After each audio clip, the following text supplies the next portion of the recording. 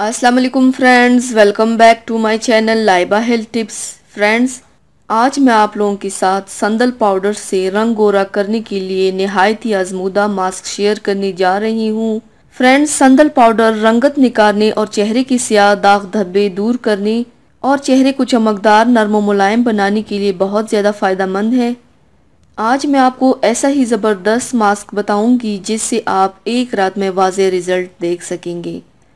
तो चलिए शुरू करते हैं, पर इसके पहले प्लीज़ मेरे चैनल को सब्सक्राइब कर लीजिए और बेल आइकन को दबाइए एवरी लेटेस्ट ब्यूटी अपडेट को सबसे पहले पाने के लिए। इसके लिए आप लोगों को चाहिए, सबसे पहले बर्तन में 1 चम्मच संदल पाउडर डालें, 1/4 चम्मच हल्दी डालें, आधा नींबू का रस डालें, मीठे बादाम का तेल 1 टीस्पून डालें और आखिर में 1 टीस्पून गुलाब का अर्क डाल दें। अब इन सबको अच्छी तरह से मिक्स कर ले। मिक्स करने के बाद रात को सोने से पहले इस मास्क को चेहरे पर लगाएं।